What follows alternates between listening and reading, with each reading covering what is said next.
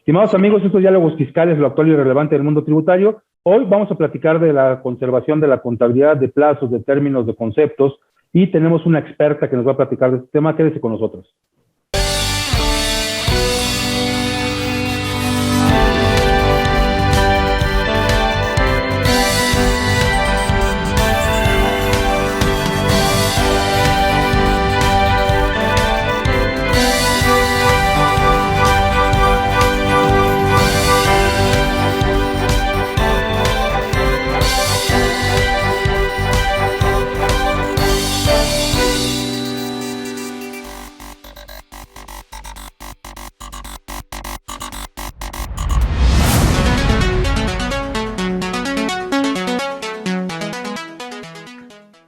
Bien, estimados amigos, amigas, como lo platicamos en la introducción de este programa, hoy vamos a platicar de conservación de la contabilidad, de todas las características que envuelven a este concepto, y tenemos una experta en el tema, una persona que además de una gran formación académica, es una practicante total de este tipo de eventos.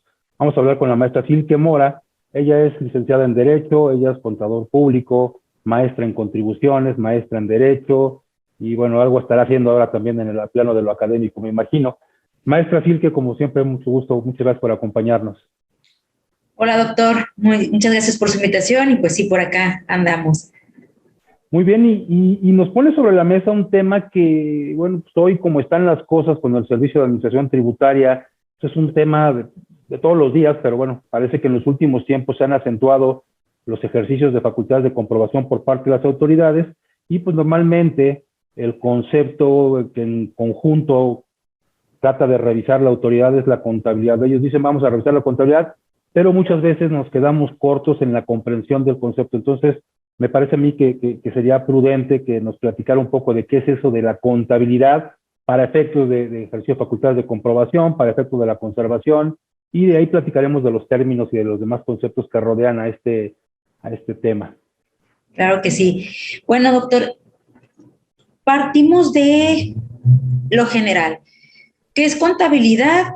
Híjole, yo creo que todavía bastantes practicantes existe esa definición tratar de delimitar qué es contabilidad fiscal y qué es contabilidad financiera, ¿no? Creo que todavía hay como una línea muy delgada en la cual todavía no se logra distinguir, ¿no?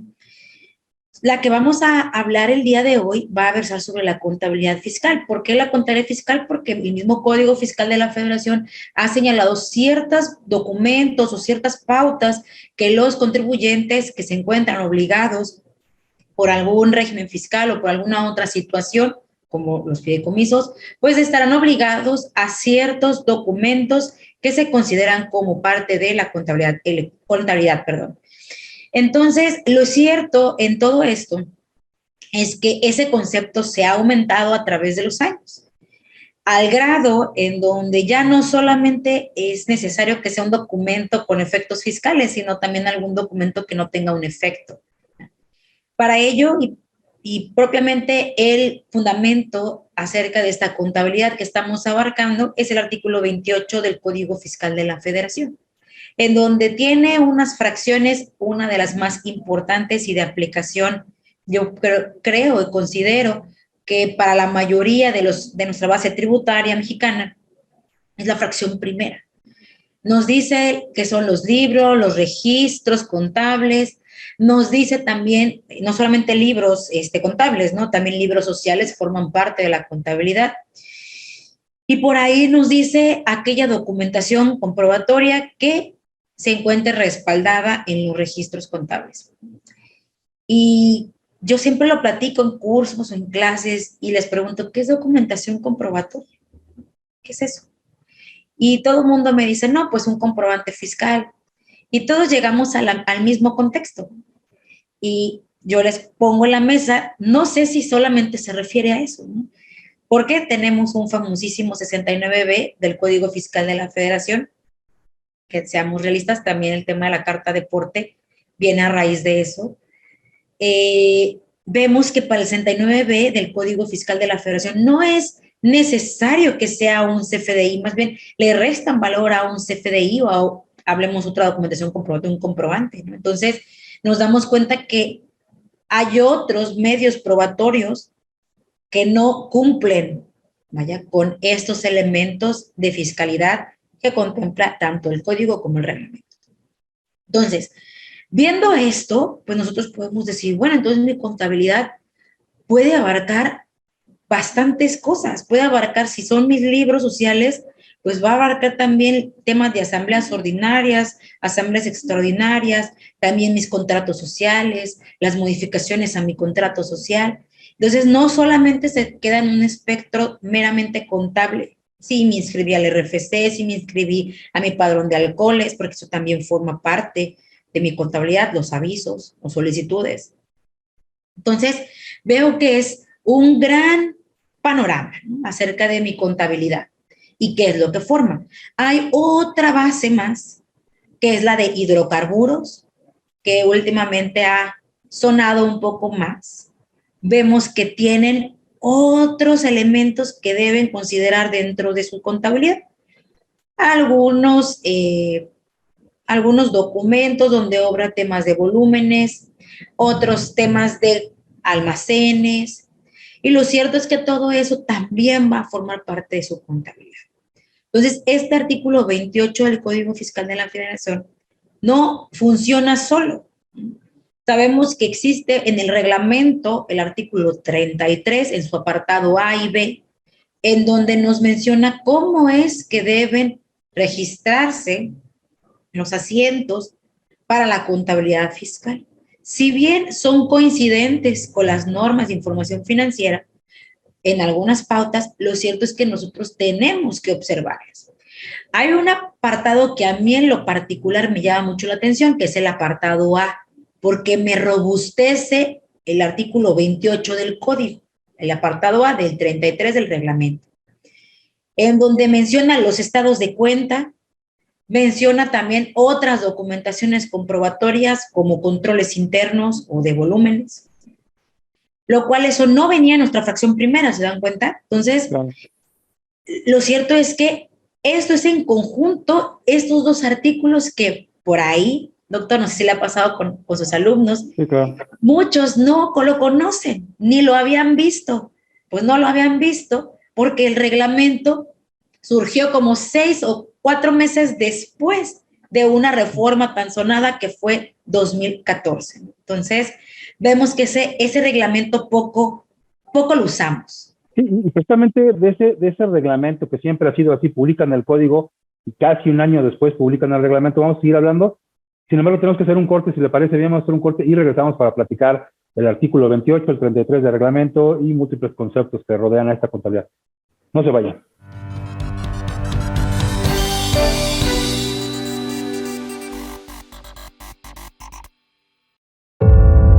¿Tienes en tus manos la ardua tarea de velar por tu empresa?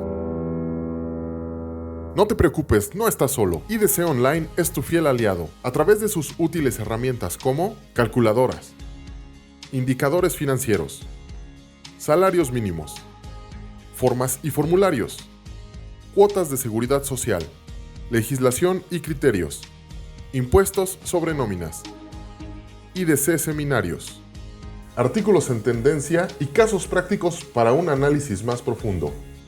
Incluso puedes escuchar nuestro podcast dentro del sitio. ¿Te interesa regularizarte ante el IMSS? Bueno, los interesados deben comunicar tal intención al Seguro Social y leer diferentes artículos en las diferentes secciones que te esperan dentro de IDC Online. Secciones como Seguridad Social, Laboral, Fiscal, Contabilidad Fiscal y Finanzas. Podrás estar al día en todos los temas para mantener en orden tu empresa y todas sus áreas.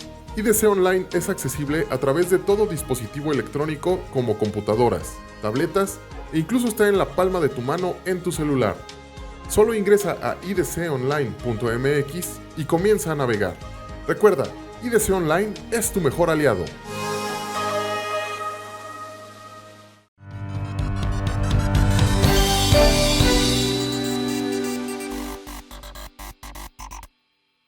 Bien, pues regresamos y estamos platicando con la maestra Silke Mora y estamos hablando de contabilidad y decía, bueno, el artículo 28 define o muestra cuáles son los elementos que debieran integrar la contabilidad, pero nos decía, y después en ley del IEPS algunos controles volumétricos, algunos conceptos específicos para este impuesto, pero después también el reglamento hace su parte en dos apartados, el A y el B nos decía, y efectivamente decía bien, se apega de una forma muy cercana a las normas de información financiera, pero por ejemplo nos requieren los estados financieros, que si bien entendemos cuáles son, no son necesariamente los que marcan las normas de información financiera en la denominación incluso, e incluso yo me permitiría decir que hay uno que ni siquiera está contemplado el estado de cambios en la situación financiera, cuando ya de muchos años a la fecha, de 2008 particularmente hasta ahora, lo que hacemos es un estado de flujo de efectivo. Entonces, como que la gente que hizo estas adecuaciones al reglamento tampoco estaba tan actualizada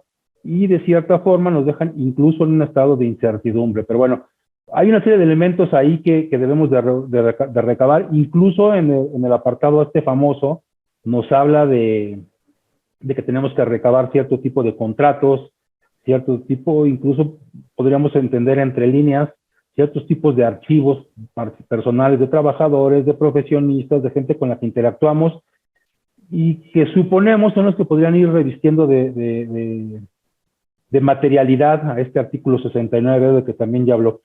Pero bueno, hay muchas cosas que tenemos que juntar. ¿Cuál sería la sugerencia para que la gente supiera cuál es la contabilidad y después tenerla adecuadamente? Porque esto no lo puede requerir la autoridad en cualquier momento. Así es, doctor. Y no solamente eso. Yo en un programa que vi de usted, recordemos que hay otros documentos escondidos, como cuál, beneficiario controlador. En estas fracciones no lo vemos. Pero si nos vamos al artículo correspondiente a beneficiario controlador, adivinen qué aparece. Que forma parte de la contabilidad. Y eso, todo el mundo nos preguntamos, ¿y dónde viene aquí nuestro artículo 28 que se supone que es todo lo que se considera, ¿no? Entonces, una recomendación, sobre todo por las facultades de comprobación que usted acaba de tocar, es tengamos esta documentación en el domicilio fiscal.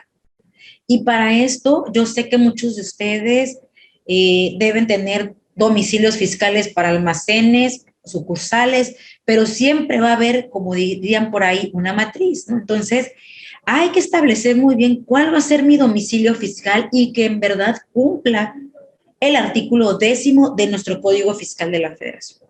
Porque ahí es donde nos van a solicitar todo esto y lo tenemos que dar de inmediato, cuando es una facultad de comprobación. ¿Esto por qué?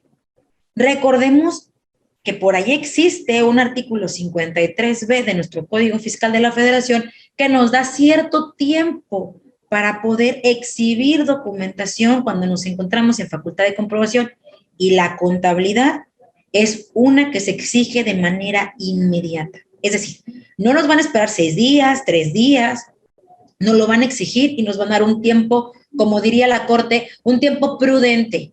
No decimos que en 2 segundos, 3 segundos, pero posiblemente en 1 hora, en 6 horas, pero no más de 24 horas. Entonces, a partir de esa importancia que tiene nuestra contabilidad y sobre todo que debemos considerarla en nuestro domicilio, es por lo cual yo sí recomiendo que la tengamos al día. Y si alguno de ustedes me dice, yo la tengo en mi computadora, no se preocupen. Para eso el SAT también tiene auditores sumamente capacitados para poder asegurar en algún momento, para poder obtener información que se encuentre en estos equipos de cómputo. Entonces, no basta solamente con tenerlos o que querramos estar relevados de presentar esta información por el hecho de tener un equipo de cómputo, ¿no? Ellos pueden tomarlo. Así que la recomendación es tenerlo al día, tener esta información de manera inmediata. Si alguien me pide algo, tenerlo en ese momento y dárselo. Por cualquier vertiente que pudiera surgir más adelante. Igual vamos a platicar ahorita qué otra documentación podría integrar, ¿no? Y es algo que yo he platicado bastante también con el doctor y con otros colegas también. ¿Qué pasa con la conservación de esta, ¿no? ¿Qué pasa con esto? Ya ahora que sé que es la contabilidad, también ya sé que tengo que observar por ahí otros elementos que se encuentran escondidos en el Código Fiscal, quién sabe por qué, ¿verdad? Pero por ahí se encuentran. Vemos un nuevo artículo aparece a raíz de una reforma fiscal 2021, artículo 30. Y ese artículo 30, qué peligroso es, sobre todo en su párrafo tercero.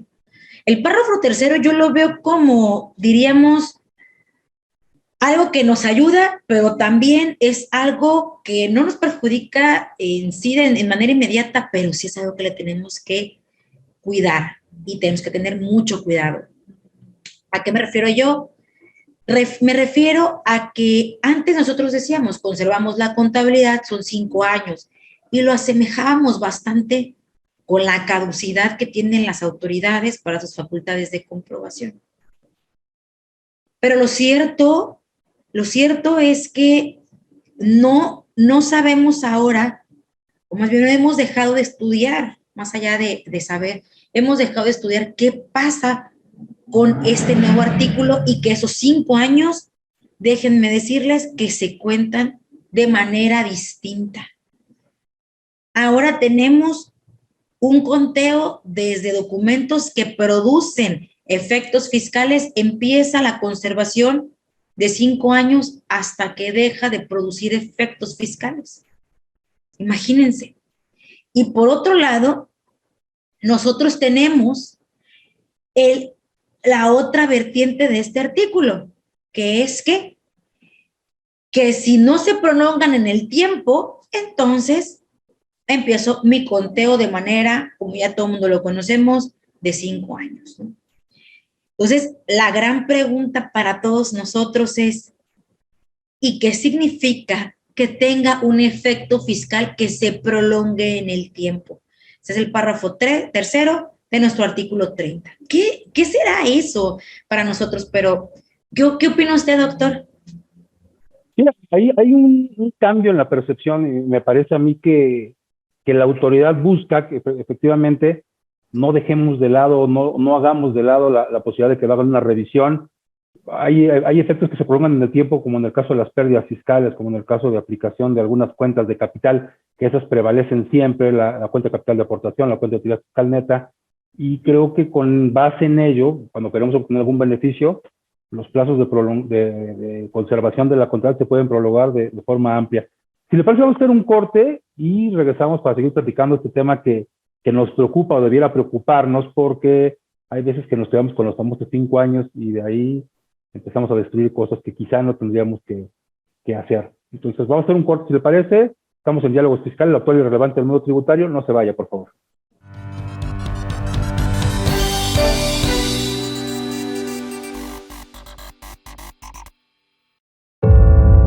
¿Tienes en tus manos la ardua tarea de velar por tu empresa?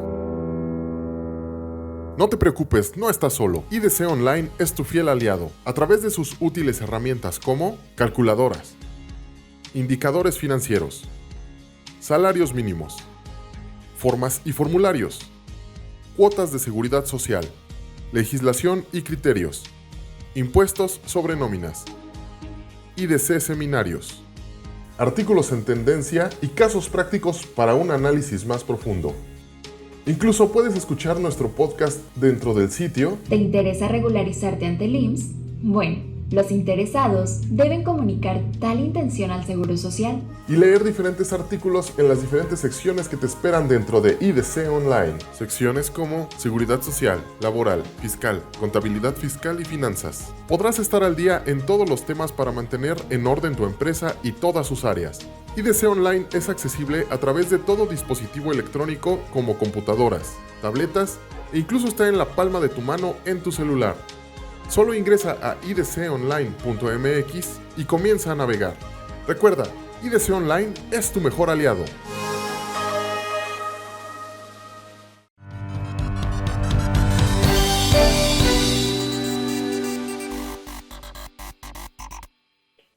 Bien, pues regresamos a Diálogos Fiscales, lo actual y relevante del mundo tributario.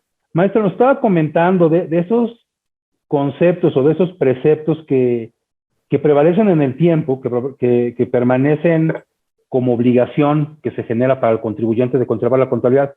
Tenemos en la cabeza, y creo que es una referencia añeja, los famosos 5 años.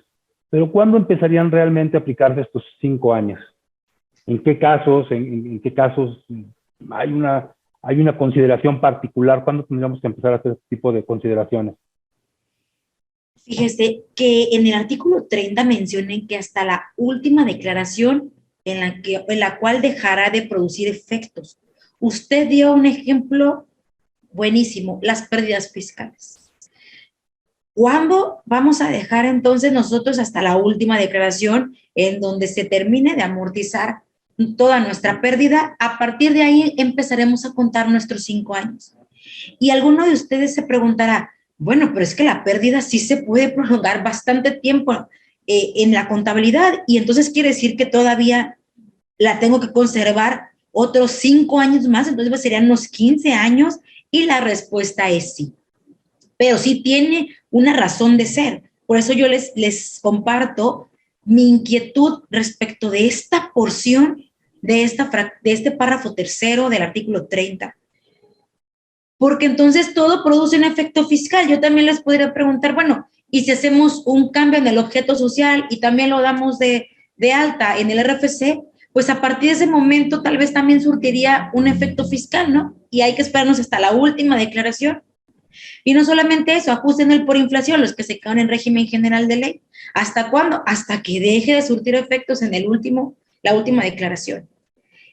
Y entonces la pregunta sería, ¿que sí entonces se prolonga en el tiempo y que no se prolonga en el tiempo? Y es algo que ni la resolución miscelánea, ni las famosas preguntas que ya a partir de este año fueron casi nulas, ¿no?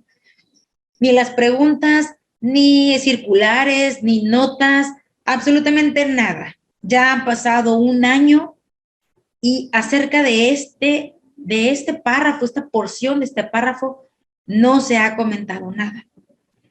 Regreso porque sí fue algo necesario por parte de la autoridad.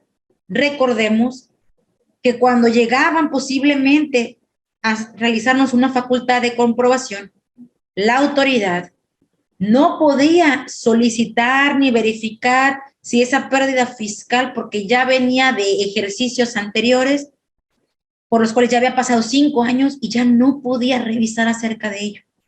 Entonces era algo en lo cual ellos se quedaban con los brazos cruzados. Y como se dieron cuenta que era algo ya bastante común, es por lo cual que iniciaron o implementaron esta fraccioncita, o esta porcioncita. Entonces nosotros vemos que todavía estamos en una parte de inseguridad jurídica, porque para mí todo produce efectos fiscales. Tal vez todo lo que se consigna en la declaración anual tiene un efecto fiscal, por eso lo estoy presentando. Entonces, lo cierto es que hasta este momento no ha sido clara ni específica la autoridad respecto a esta porción. Hay en donde sí es claro que este párrafo tercero es grandísimo, lo recomiendo para lectura, que esa es la parte no tan buena de este párrafo. ¿Cuál es la parte que sí es buena? Me menciona ciertos documentos que yo siempre debo conservar si me encuentro en algunos supuestos. Por ejemplo, capitalizaciones, por ejemplo, fusión o escisión. Entonces, sí me va a solicitar que yo tengo que tener a disposición de la autoridad siempre. O sea, que es a la perpetuidad, no surte efectos de 5 años, no, es para siempre. Entonces vemos, por poner un ejemplo también, los que tengan o constan aumentos de capital social. Nos pide que tengamos estados de cuenta, que también nosotros tengamos por ahí alguna asamblea extraordinaria en donde se vea constado ese aumento de capital. Entonces son documentos a los cuales yo debo enfocarme si estoy en alguno de estos impuestos. Pero hay otros que serán de conservación también, que son por la actividad propia del contribuyente. Como cuáles contratos, como bien dijo el doctor, si lleve algún medio de defensa, también esos van a tener un conteo distinto para los 5 años. Desde el momento en que tuvimos una sentencia definitiva o ejecutoriada, vamos a empezar a contar nuestros 5 años. Entonces quiere decir que ya si yo me pasé 10 años en juicio, lo cierto es que todavía no va a empezar nuestro conteo de la conservación, ¿no? Entonces, hay otros todavía más que nuestro mismo artículo 30 también nos menciona. Los acuerdos conclusivos, por ejemplo, o los acuerdos que se hayan logrado en materia de tratados internacionales por temas de doble imposición, también tienen un conteo distinto. Entonces, quiere decir que ha quedado totalmente desfasado eso que nosotros estudiábamos o veíamos años anteriores, ¿no? 5 años, conserva los 5 años y ya no va a haber problema. Ahora, claro que sí hay un problema. Estamos todavía atados de brazos. ¿Y qué pasa entonces con las facultades de comprobación? ¿Qué pasa con la caducidad? ¿Cuándo empiezan a contar? ¿Cuándo deja de surtir efectos? ¿O ya empezaron a contar desde el momento en que presenté yo mi declaración? Son cosas que tampoco la autoridad ha disipado. Y me queda claro por qué no lo ha hecho, ¿no? A él le conviene para después implementar este párrafo que en algún momento va a ser un dolor de cabeza. Maestra, ¿qué nos platicaría en un curso si tuviera que hablar en 30 segundos, hacer la promoción de un curso que usted nos quisiera dar de este tema, que me parece que da para eso y más? Bueno, yo lo que platicaría es elementos de la contabilidad que son como elementos basiquísimos, ¿no? Que todos debemos tener para evitar, no una facultad de comprobación, porque esas son discrecionales, recordemos, claro, ¿no? Pero sí evitar bastantes dolores de cabeza, porque, híjole, esta información todavía no nos ha dado para buscarla, pero yo creo que así sería mi curso, contabilidad y su conservación. Nuevos plazos prácticamente. Nuevos plazos, exactamente. En nuestro nuevo contexto fiscal o nuestro nuevo panorama fiscal, ¿no? Que tenemos bastante tela de donde cortar, como diríamos. Me parece muy bien, maestro. Pues le agradezco mucho su tiempo, sobre todo esta alerta que despertarán mucha gente de la que nos ha seguido hasta este momento. Y como siempre, pues está la puerta abierta para que regrese y nos platique más de estos temas que seguramente a muchos alertarán de cosas que son sumamente importantes. Te agradezco mucho y la esperamos en una próxima emisión. A la gente que estuvo con nosotros, los invitamos la próxima semana en una emisión más de Diálogos Fiscales, lo actual y relevante del mundo tributario. Buenas noches.